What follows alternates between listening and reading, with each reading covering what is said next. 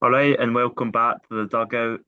All 12 teams as we go through all 12 Premiership clubs and preview their Premiership seasons. I'm pleased to be joined by Dundee fan and Dundee FC commentator, Calum McCafferty today. Um, how are you doing, Cal? Yeah, I'm doing okay. Looking forward to talking about Dundee. Feel like come under a lot of fire lately, so hoping to bring a little bit of balance to things. So yeah, looking forward to it. Yeah, and obviously the big sort of change at the club over the summer was the dismissal of Tony Docherty and then bringing in Stephen Presley as the new manager. Now that you can sit and sort of look back at both of them, what do you make of both the dismissal and the appointment? I think there was an initial sort of reaction of shock when Tony Docherty got sacked, largely because it happened so soon after the St Johnstone game on uh, the last day of the season. I think the overall feeling was that Docherty would have been given a little bit of time this coming season to fix the problems that had sort of plagued last season, problems and conceding goals, and just give him the chance to rebuild the team. Obviously, Dundee didn't go down that way. So then obviously Stephen Presley gets appointed to almost universal condemnation, which I think is largely down to the fact that it was such an unexpected appointment. Dundee had been linked with any number of managers. Sean Maloney's name was thrown about a few times. Robbie Nielsen uh, said that he would have been interested in the job. Tamuri Ketsbaya threw his name into the hat. And Stephen Presley's name was way, way, way down the list. So when he was eventually appointed, I think Dundee fans were just, it was just, I think they were just reacting to the shock of the thing. And, there was the caveat that he had not been in management for about 6 years previous to him being appointed at Dundee. So initial shock, but I think as time went on, fans were starting to buy into this idea of Presley being the type of manager to develop players, because that's very much the path that Dundee are going down, one of player development. And Stephen Presley, given that he had just spent 4 years at Brentford I think his role was head of individual development. So I think fans were starting to sort of come around to the idea. There were reports from sources within the club that the players were really taken to Stephen Presley's training and just the quality of training. And I think Dundee fans were sort of coming around to the idea that it might work. But then obviously the group stages start, you lose back-to-back games to lower league opposition in Airdrie and Alloa, and that just sort of that just puts Stephen Presley under immediate pressure right off the bat. So yeah, for me personally, I think this season Dundee fans are going to have to be very patient to see if this is going to work or not. I think the board are going to have to stand up to a lot of pressure from fans to get rid of Presley, because I think even just after 2 games, 3 games now, the calls for Stephen Presley to be removed have already been sort of very loud. So if the board really believe that this new direction they're taking Dundee is going to work, they're going to have to stand up to the pressure and sort of keep Presley in the job longer than fans may want him to be there. Yeah, and obviously I heard the reports coming out of Dundee that the players were happy and were impressed with what Presley was doing. Obviously, it's difficult going into those competitive matches, although against inferior league opposition.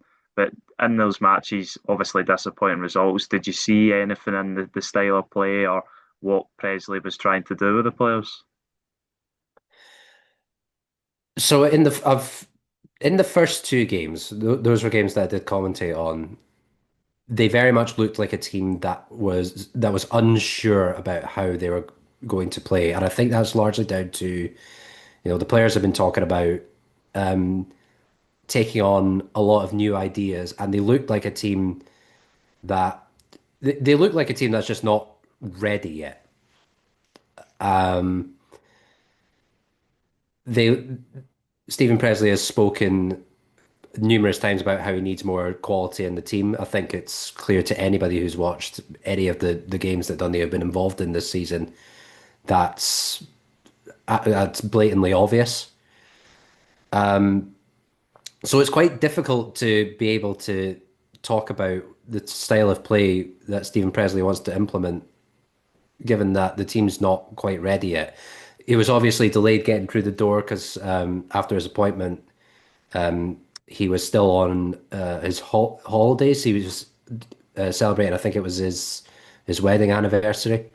So there was a delay in actually just getting him through the door.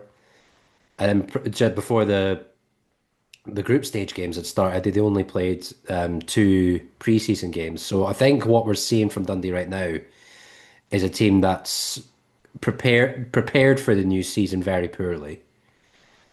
There are certainly questions to be asked about, given that Dundee have lost a lot of key players over the course of the season, the likes of Lyle Cameron, Josh Mulligan, Joe Shaughnessy's gone, Jordan McGee left, Mo Silla. Those are key first team players for Dundee that Dundee are still trying to replace. So the Dundees we're seeing now is probably not the Dundee that we're going to be seeing for the majority of the season. One thing that you can get a sense of what how Presley wants his team to play is he wants his team to play quickly and with intensity. And he obviously feels he doesn't the team aren't there yet because on numerous occasions he has questioned the players' fitness and said that the players' fitness is not to a standard that he wants them to be at. So hopefully over time, as players get used to the demands of what Presley expects from them, we see a little bit more of that. But for the first two games, the Airdrie and Alloa games, Dundee were very slow on the ball. They were unsure of how to build out from the back. You got players playing out of position as well, just because they don't have the personnel yet to fill those roles. You had the likes of Finlay Robertson playing on the wing and Imari Samuels, who's a left back at trade, playing on the right wing. Dundee just don't have the players yet to fill those positions. So hopefully over time, once some new signings come in, then we'll begin to see begin to get a better sense of what Presley's style of play is. But I think right now it's a bit too early to tell.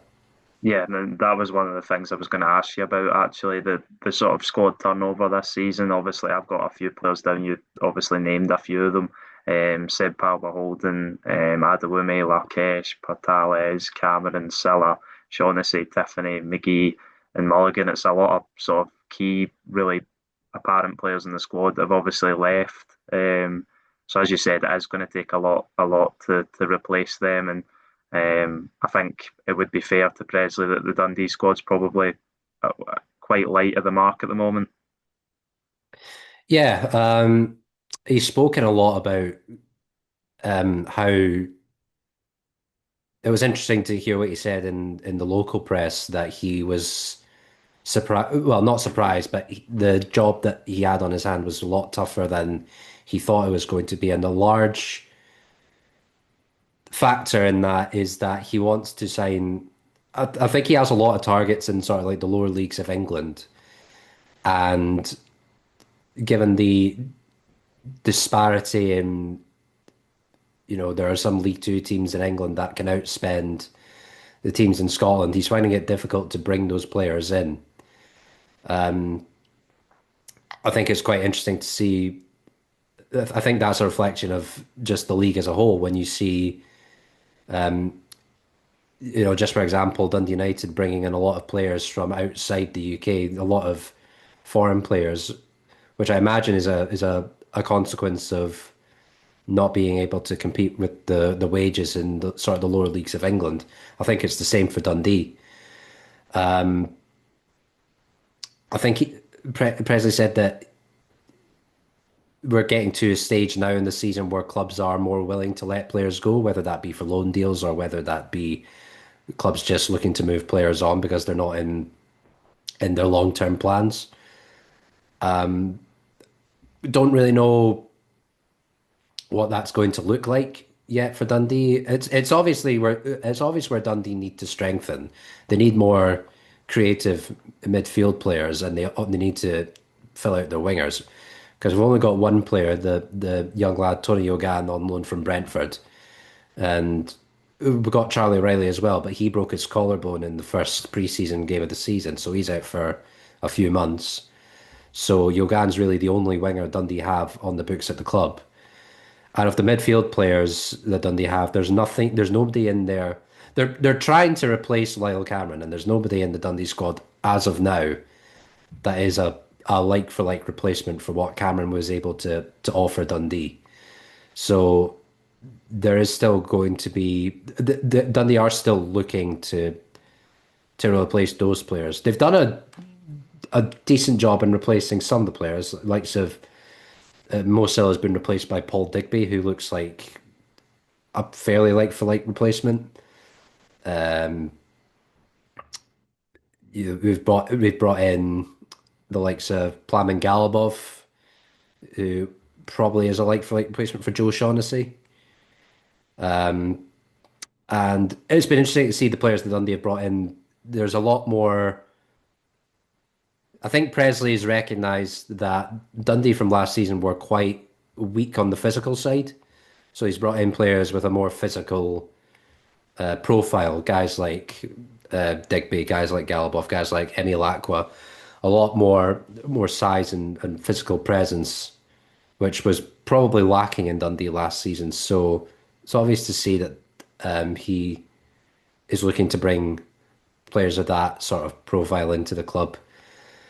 But five or six players Presley wants to bring in that could take any shape or form. So I think Dundee fans are a little bit impatient. As any fans do, they just want players in the door and to get them all settled in, especially with just a couple of weeks ago to the start of the Premiership. So a little impatient, but I think, as I said before, patience is just going to be required throughout this whole process. Yeah, and how big do you think it was to get that win? I know in the context of the cup and the group, it doesn't really mean much, but there would have been even more pressure on Presley surely if he didn't get that win against Bonnyrigg. And could you see slight improvements in how the team played? I saw slight improvements. Yeah, it was interesting watching the game back. Obviously, it wasn't on Premier, so I had to watch it back after on DTV after the game. It was interesting to see Dundee's best period of play was probably with about half an hour left to go, the second half. They brought on an array of subs, and for the first two games, Presley has opted to play with just a straight 4-4-2.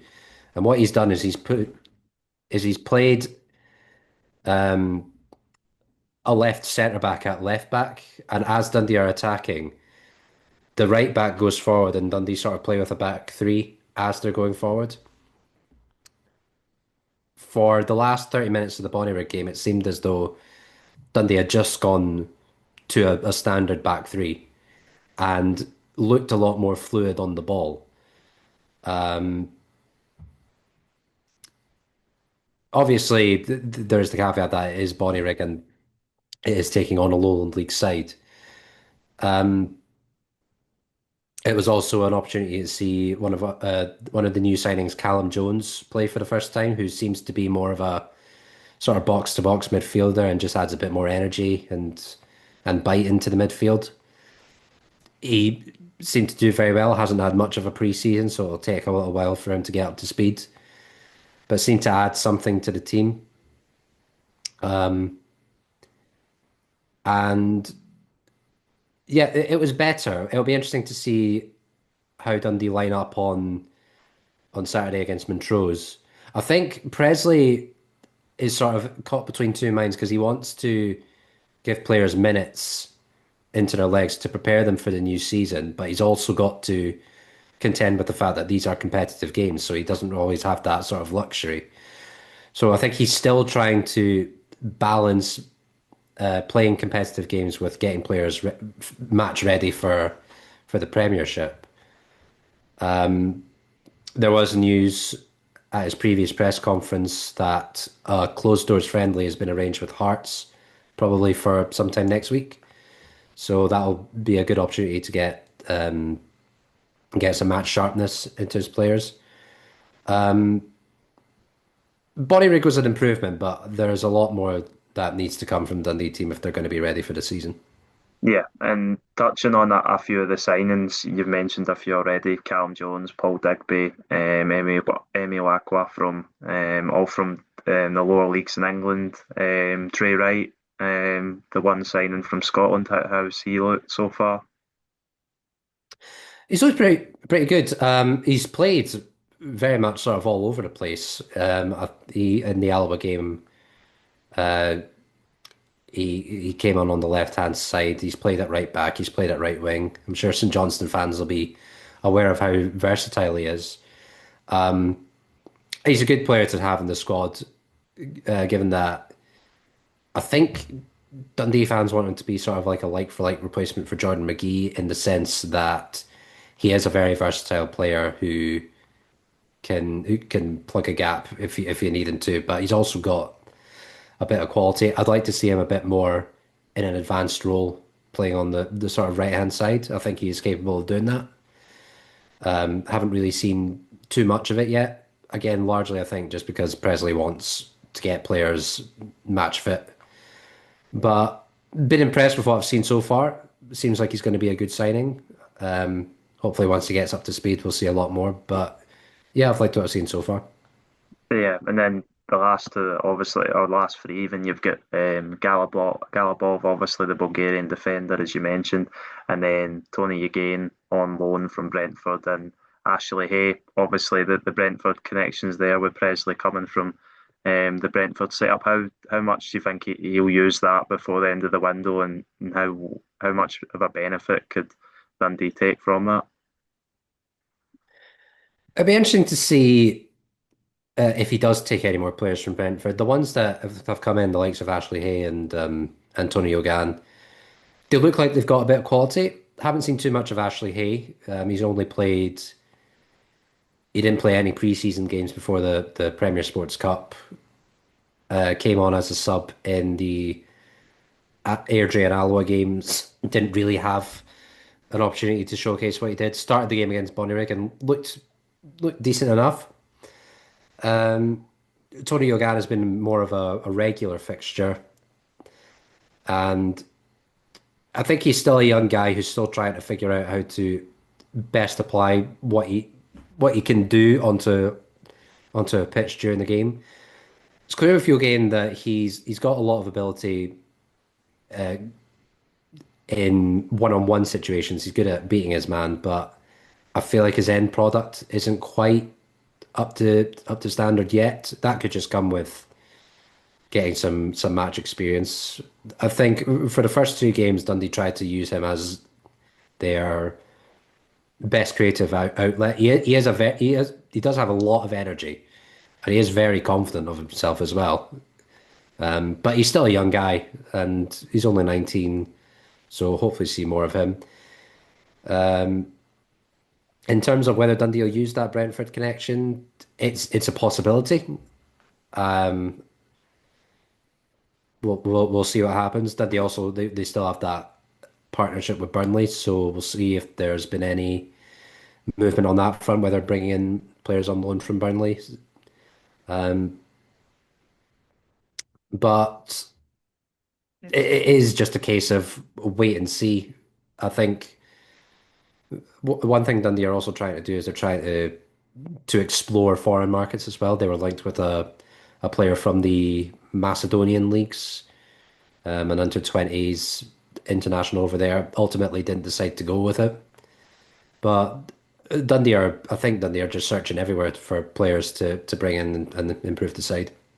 I think you mentioned a sort of creative midfielder, and I think the other area I noticed maybe was the wing back areas. What is there any other areas that you think really are the ones that need strengthened? And because I think the squad, as I mentioned, as a whole, is quite light. I think there was only around 21 players that were on the squad numbers list that Dundee released. So it's obviously you want a few more bodies than that to come in before the window shuts. Yeah, well, like I mentioned earlier, the main areas we need to improve are centre mid and on the wings. Um, I think we are pretty well sorted everywhere else. So on your point about wing backs, on the right you've got Ethan Ingram and you've got Dre Wright who can play there. On the left, you've got with the system that Dundee are playing, they're not really playing with an out and out left-sided wing back Yeah, as they go forward in that sort of 4-4-2 that sort of turns into a back three. I think what they're hoping is that whoever the right back is the one that pushes forward, and then you've got well, say for example in the Airdrie game, it was Ethan Ingram on the right hand side, sort of bombing forward, and then you had this back three of I believe it was Ryan Astley, Billy Cumetio, and Luke Graham, with Luke Graham sort of playing as that left back moving into the centre.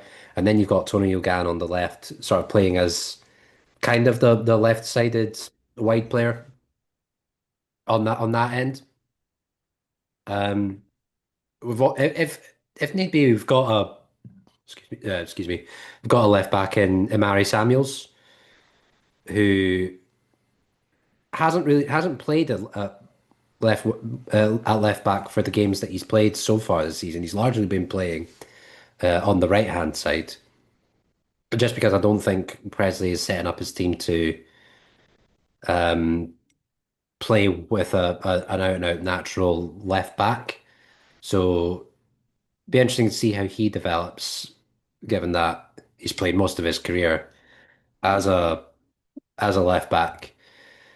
Um, I don't anticipate any more signings in those types of areas. I think the main focus is on the midfield and the wings because they're the ones that take priority. They're the ones that Dundee really need to fill out.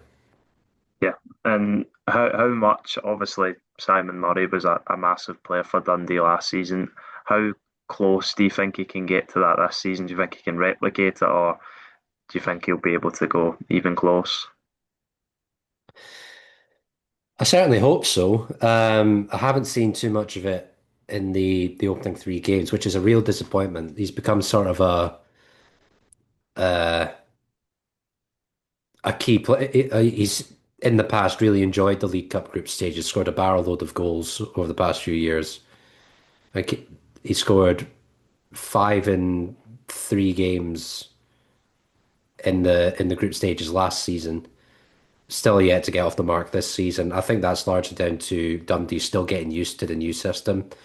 It's not really been one that has been complementary to Simon Murray's abilities, and chances have just been very few and far between for him over the course of the three games. So hopefully he gets up and running soon. He's got a strike partner this time, definitely, because Stephen Presley has spoken of his desire to play with two up front. So he's got he's spoken in the past about preferring to play with a sort of target man striker, somebody who can win the physical side of things and sort of set things up for him. He's got that in Emil Aqua, so we'll see how that partnership develops over the course of the season. I think it will require a bit of time for the system to suit Simon Murray because, as I've mentioned before, Dundee are just not up to speed yet with how they want to play. So he is definitely going to be important. He's been given the club captaincy for the season with Shaughnessy leaving, and he is going to be important because over the past few seasons, I think he's been one of the best players in the league, best strikers in the league. So Dundee are going to need to are probably going to rely on him quite heavily. So hopefully get him up to speed as quickly as possible. It's all been a bit doom and gloom talking on this podcast, but the one thing that Dundee haven't done wrong for a while now is the kits. I wanted to speak about them. You've obviously got the home one on. What have you thought of them this It's year? really it's really nice. Dundee, they're so unpredictable on the pitch, Dundee. But the one thing you can always count on is that the kits always look great. I pre-ordered this pretty much as soon as it came out. I think it's great. It's some people have taken to calling Dundee Presley Saint-Germain just because of the fact the kit looks like a PSG kit. No, I think it's great. I love the center badge sort of style we've got going on there. It's just really nice. It's always nice to um I think I don't know like it's weird because my dad doesn't take too much stock in kits. It's just the thing that the players wear. But I don't know, it's always quite an exciting time and I think if the kit's bad, then I think it just sort of disappoints the fans. So for the fact that Dundee have had really good kits over the past few years, it's been a nice little bonus. It's a good partnership Dundee have with Macron. So yeah, very pleased with how it looks. Yeah, definitely. And just finally to get your predictions across, well, the two competitions. Obviously, the League Cup is just that one game against Montrose, and then that'll be done. Do you think that maybe helps Dundee in the league that they've not got anything, any other competition to focus on until obviously the Scottish Cup comes around? Possibly. I think it's obviously disappointing in the sense that, you know, the League Cup and the Scottish Cup are really one of only two competitions that any other team outside of the old firm can realistically look at and say, if you just get a bit lucky, rub of the green, put in a good performance here and there is a possibility to win something. I mean, you saw how much it meant to Aberdeen fans when they won the Scottish Cup.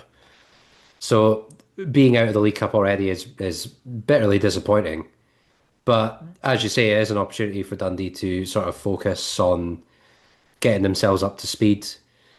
It would be nice if in the Scottish Cup for Dundee to, at the very least, get to Hampden. It's been a very long time since Dundee have been there.